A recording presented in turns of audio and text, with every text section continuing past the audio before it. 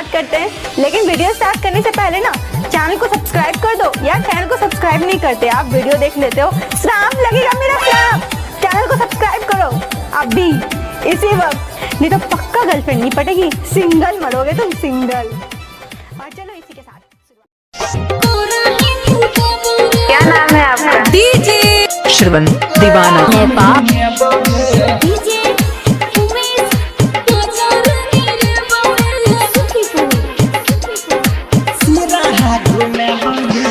हमरा संग चल तोरा सिराहा घूमे बोगे, हमरा संग चल तोरा हम घूमे बोगे।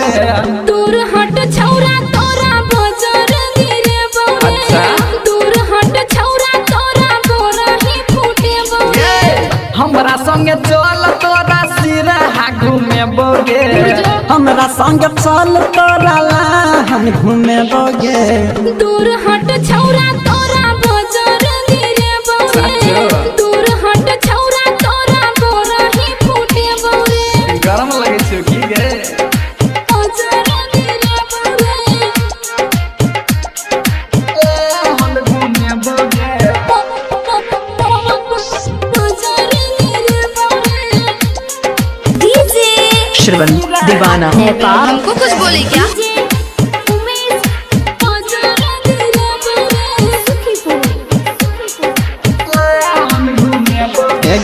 सिराहा के फेमस खिएबो गोलगप्पा, तोरा संगे जेबै त मार देतै पापा। भाग जा मुझौसा ने छे गे निमन छिए। हे गे लहानो के फेमस खिएबो गोलगप्पा, तोरा संगे जेबै त मार देतै पापा। तोरा से पहले तोरा बाप के पटेबोगे, तोरा से पहले तोहर भैया के पटेबोगे। दूर हट छौरा तोरा बजर गिरे बोरे, दूर हट छौरा तोरा बोरा ही फूटे बोरे, बोरा ही फूटे बोरे। हम घूमे बोगे। हेलो के बजै छी? डीजे श्रवण दीवाना सिराहा घूमे बोगे।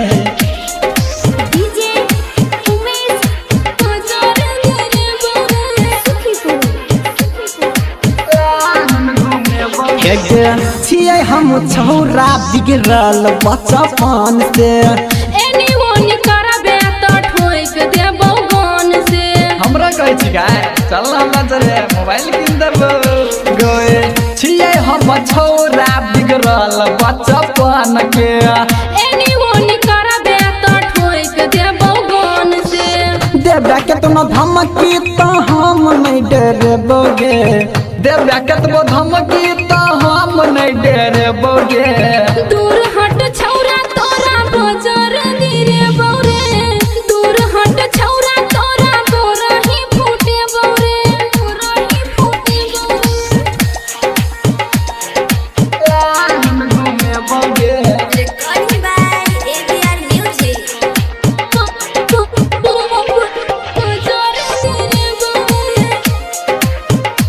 क्या नाम है आपका? डीजे श्रवण दीवाना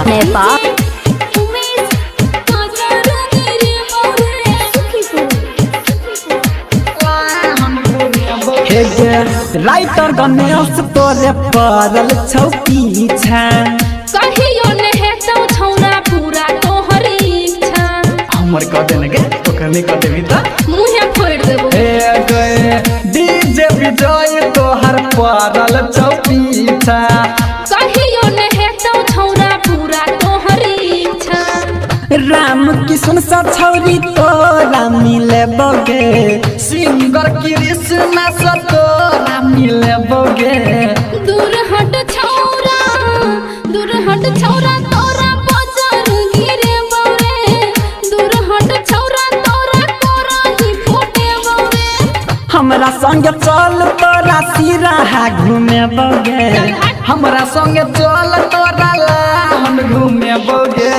दूर हट छौरा तोरा बजर गिरे बोरे, दूर हट छौरा तोरा बोरा ही फूटे बोरे। हमरा संगे चल तोरा सिरहा घूमे बोगे हमरा संगे चल तोरा लाहन घूमे बोगे दूर हट छौरा तोरा बाजार गिरे बौरे दूर हट छौरा नाम तो आपने सुना ही होगा। श्रवण